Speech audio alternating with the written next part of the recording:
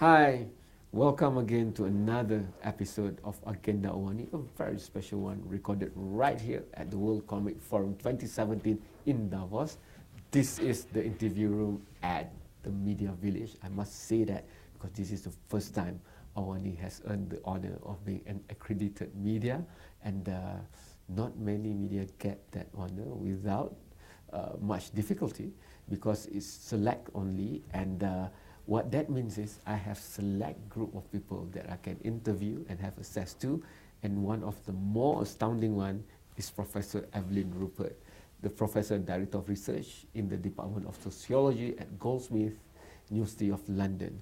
But Professor Evelyn, you are a Canadian working with European Research Council grant in a European university, looking very much not in the mainstream of science and technology only, but I would love it because I am biased to the side of humanities, social sciences, and the likes, against the other side, because I believe that the world is very imbalanced towards only science and application, but I think it needs to be more human in the 21st century. So in that big context, please. Yes. The floor is yours. No, that's a very nice introduction, because I liked what you said about the questions of humanity actually perhaps becoming even more important today with more technology. Yes.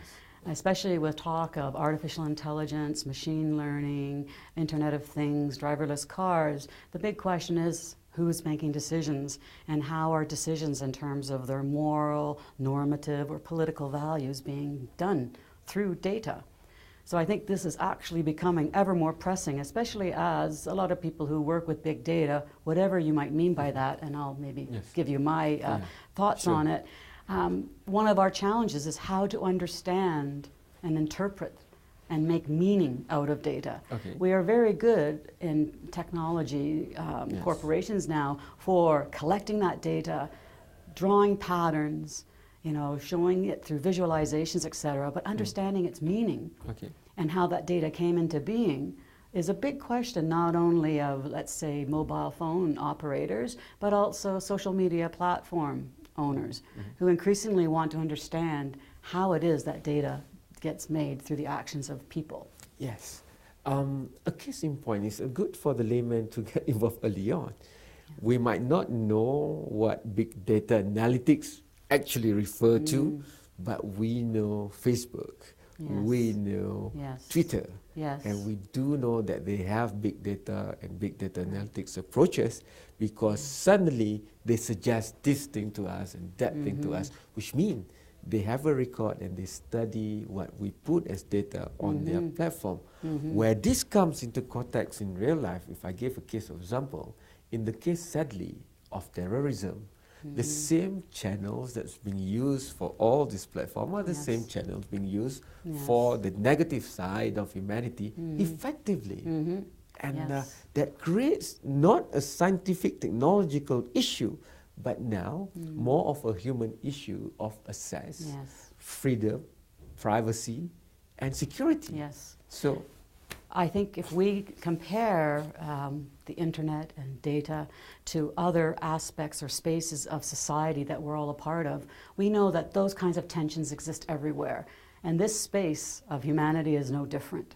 We struggle over questions of expression, of violence, but also of positive things, of cohesion, of people coming together in new ways across borders that they never could have before. So yes, it's a tension, but like any other space of society, that's the same question and challenge we always face. But let's step back on the question of what is big data, because there are tons of definitions out there. It's large volumes, it's velocity, and it's got variety, and you see these 3 V's, you know, being talked about. I think what's really important about thinking about big data is that it's a byproduct of people's interactions, transactions, relations, and things they do through and with technologies. And by byproduct, what social scientists mean is that a lot of that data isn't intended for the purposes to which it's put. So you used Facebook. When I communicate on Facebook, I'm not doing it to give Facebook data about myself so that it can sell it to advert companies. I'm doing it because I want to connect with my friends.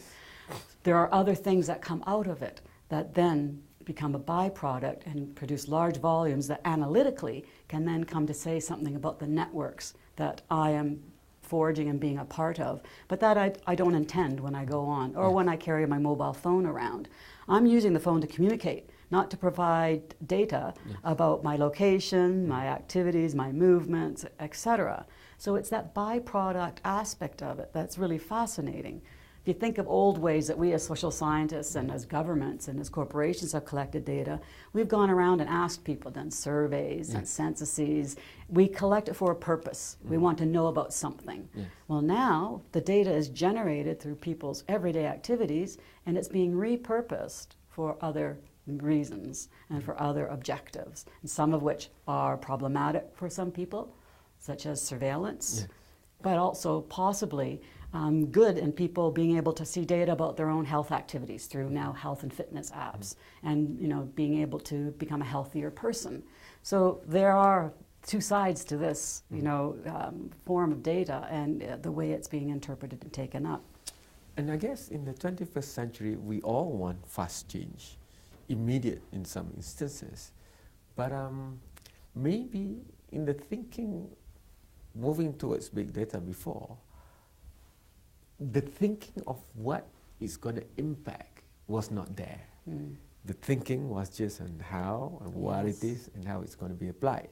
So now, the question is, in the 21st century, one small technological leap can influence so vast of an impact, like the whole world, rather than maybe in the 20th century or in the 19th century. It took time for what was coined in the Western world to reach our side of the world. But now speed and impact, scale, for example. So maybe that's where the grassroots and the layman feels that, hey, why are they running and doing things that they don't even know how to assess the impact of? Yes. Well, I think some slowness is needed, but it is a really difficult phenomenon to keep track of as a researcher and also as a citizen who uses these technologies. Just keeping abreast of the technological changes is really difficult. And that's why we have to act very quickly as researchers, as policy people, as governments and as corporations to address these issues now and in a quick manner, because I think what you've suggested is correct. There's a lag. The original sort of hype about big data and its possibilities has now turned into a lot of criticism and concern. So for example, I am chief editor of a journal called Big Data and Society.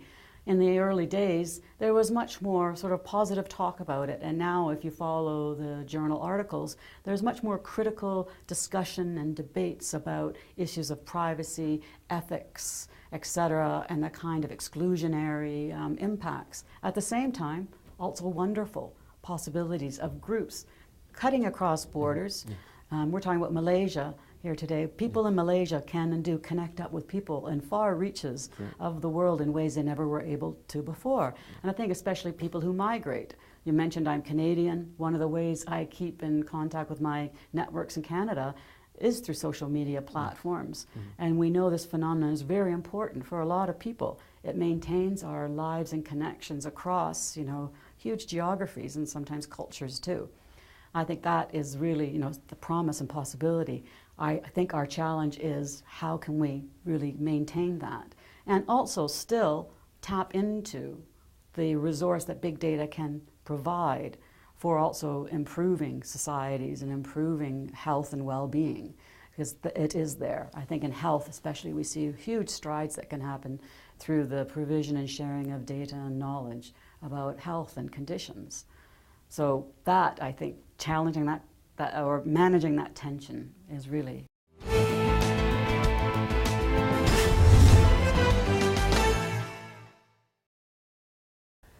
Thanks to World Economic Forum, we are here in Davos and having access right here at the Media Village with great speakers. And Professor Evelyn Rupert is still here. The other side of big data, which is the human side, that's where your concentration of research is. I think you have finished one grant with ESRC. I think it's European Science Research Council. And then there's the ERC grant that you're working on. And how does all this research that you're doing help to bridge the bigger divide Right. of the science and the non-science? Yes. Well, I use and focus on citizen rights as the way I think of the human side, because I think issues of big data are about rights. And that's not just rights to data and about how data is used, but rights to how one is part of the making of that data, because that data is then also used to inform policies, to inform corporate decision making. So we have to look at data as not just a neutral phenomenon, but something that we have to empower citizens to be knowledgeable and part of in the making and shaping. So it may be in the ways that apps or platforms enable you to not only have access to the data it produces about yourself, but be able to feed back and perhaps challenge or change how that data is seeking to say who you are or things about you. Because data, I think, is only meaningful if it is meaningful to the person in terms of their real lived experience. So when we talk about data in the humanities and social sciences, we talk about lived experience of the person, and in my case, the citizen, as a rights-bearing but also rights-claiming person. And I think the rights issue, as we have rights in other spaces of society, I have rights about how I can use public spaces, where I can go and what I can do in them. We need to have that conversation about rights of those other spaces we're creating through digital technologies. I think that, again, is the very human side of digital and data. If I can try to put that into a layman's context. Oh, yes. So I'm a Malaysian citizen, Yes. which is a nation state, Yes. which pretty much dominates the world after the period of empires and colonialism. And then there's the internet, the World Wide Web. The moment I surf and use it, I'm not just a Malaysian citizen, because I could reach any geography digitally, virtually. And then so there's this question about this right. I have rights, of course, as the citizen of Malaysia, but the moment I cross that boundary, the moment I go virtually online, which right am I being subjected to? Yes, that's right. And I think this is really what our political challenge is to understand that these rights transverse or cut across borders and boundaries as opportunities, but also demanding new calls for transnational or international conventions and rules and protections. Because when you work on a platform, as you say, through the internet, you are immediately crossing borders in ways that vary across different societies, because the internet is also not just a smooth space. Yes. Right? There are actually internets, networks of networks, and platforms, and how you engage with platforms, and depending on your internet service provider, this is variegated. It's not a simple, smooth surface. So how do we then address the rights of citizens who are not citizens of Malaysia or Canada or the United Kingdom, but what I call citizens of the internet? How do we then attribute and assign and understand and define what those norms and rights should be? So I'm not saying this in a way that the internet has been talked about in the past as a space of no rules and all of that, which was the 1990s vision. But in our contemporary times, I think being a citizen of the internet is something we need to take on as a new political subjectivity that hasn't perhaps existed in this form, but is forming on its own actions and acts through the internet. How do we, as societies, then, come to address and speak to that citizen and his or her rights? I think it's really a wonderful possibility, but I also know we don't have legal systems or legal orders that can address that. Since we don't have that, would precedents be the case in point? We have the WikiLeaks and Julian Assange, we have Edward Snowden, and if I Google and go to specific websites, and they even comment on your journal and issues like that, we have many other names to put on. Indeed. Sadly, some of them have even taken their own life because of the pressure coming to them from the vested interests and the status quo that forced them to really be miserable. Yes. Why is that when, if it's the age of big data, we must celebrate new ways and new information Yes. and having access to information? So the world has not come to terms with this. No, it hasn't.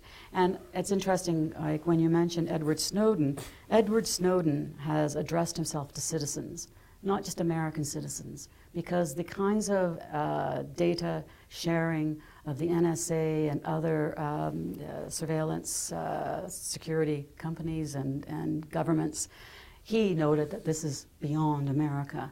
And he spoke and used the word citizen as the one that he's addressing himself to. And that's also what WikiLeaks, in terms of witnessing, is addressing itself to, is that citizens have a right to make transparent what their governments seek to not allow them to see. And I think those are good examples of people who are acting for citizens beyond nation-state borders. And they are sort of presaging the kind of citizen that I'm talking about too, who acts beyond borders. And we have lots of people who have historically acted beyond borders. Médecins Sans Frontières, Yes. you know, that refugees welcome today are acting beyond borders. We have numerous examples of how people do not see the national border as the container of political rights or political action, or how they connect and interact and feel responsibility to others. Okay. So the internet is one of many instances.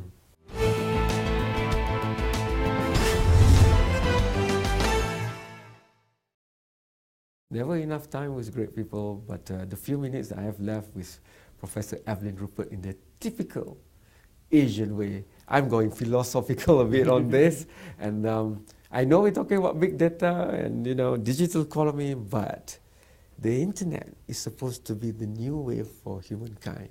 God bless Amartya Sen for writing about multi-point to multi-point simultaneous interaction happening. In the old days, broadcasting is only one point to multiple point, and it doesn't come back, it doesn't interact. Internet now allows the individual simultaneously, millions of individuals around the world, to connect, to be interactive. But we never figured out the philosophy of it. We never figured out the Magna Carta of the internet, and yet we're using it like never before. Yes. No, that's all very true. But back to your question before the break, which leads into this one. Yes. And I like the way you painted this broad historical picture of empire, imperialist power, and post-colonialism, because I think we need to understand the internet moment within this broader historical framing.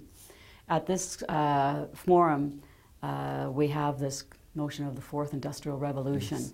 And whatever one might think about what that means, I like the fact that it places this moment in other revolutions and that we've been here before, in other words. And in being there before, we've known that all those revolutions have had immense struggles of power relations, of economic power, of political power, and there have been people who have benefited greatly and others who have not. Yes. I think we need to ensure that a new imperial power of data, a new data empire doesn't take over humanity and its path and its decisions. And that's why the rights of digital citizens, for me, are really important. This may be our next empire, not a state empire, but a digital one that may come to colonize our lives in really sometimes invisible ways, as you suggested in some of your comments, but not in a way that is directed by citizens in terms of the things that are important and meaningful in their lives. So let us not be, under data empires. Let us be data and digital citizens who can express and exercise rights. Having discussed that, just before we end, the technological side is moving regardless of what everything else is happening, because the demand is always there. It's moving. Bigger data center, faster interaction. However, this side is lagging, as we discussed before. Who's going to make sure that this side catch up? Because in the liberal capitalistic system, this will always be hungry, going for more users and more money and more everything else. But who's to say, hey, pause, take a break, and let's figure this out? I think there's two. lots of people say, well, government and regulation. And I say government not only in sort of the national governments, but we have lots of international organizations working on these very questions, such as at the UN on the fundamental principles, human rights, and especially in relation to data. But I think the second one is through citizens and their actions can make demands and shape these things. And they are doing that. So platform owners know that if they don't respond to the demands of people who are participating through their platforms, they could lose that platform and its popularity overnight. Yeah. And they're very careful and need to be responsive to that. But that calls upon citizens not just to sit back and worry about these things, but to act.